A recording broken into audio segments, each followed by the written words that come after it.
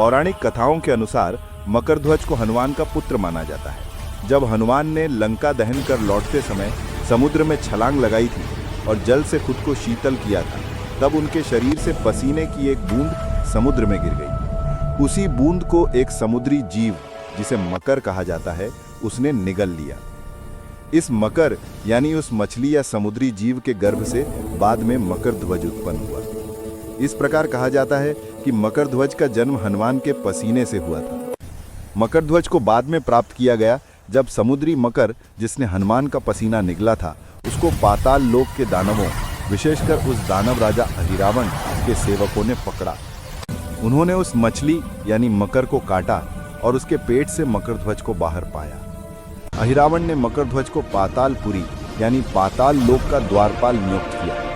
यानी जब राम लक्ष्मण को पाताल में बंद किया गया, तब मकर ध्वज ही उस पाताल का प्रवेश द्वार संभालता था। जब हनुमान जी अपने स्वामी राम और उनके भाई लक्ष्मण को बचाने पाताल लोक पहुंचे, तब उन्हें पाताल के द्वार पर एक वानर जैसा योद्धा मिला।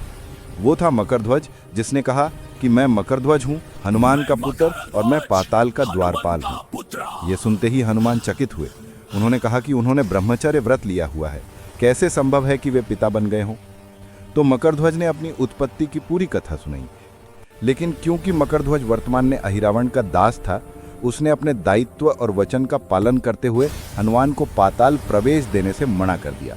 उसने कहा कि वो अभी अपने स्वामी की सेवा में है, इसलिए पिताजी मैं रास्ता नहीं खोल सकता। इसके बाद एक भीषण लड़ाई हुई पिता पुत्र के बीच। अंततः हनुमान ने मकर ध्वज को पराजित किया, लेकिन निष्ठा और गुण देखकर युद्ध के बाद दोनों के बीच मेल हो गया। इस तरह हनुमान पाताल में प्रवेश कर सके, अहिरावण को वध किया और राम लक्ष्मण को बचाया। युद्ध के बाद मकर ध्वज ने हनुमान और राम लक्ष्मण के सामने शीश झुकाया। बाद में राम द्वारा उसे पाताल का राजा घोषित किया गया, यानी उसे प्रतिष्ठित स्थान मिला। तो ये थी मकर ध्वज और हनुमान के मध्य युद्ध की रोचक कहानी। ऐसी और रोचक कहानी के लिए आप मेरे चैनल को लाइक, शेयर और सब्सक्राइब करें। धन्यवाद।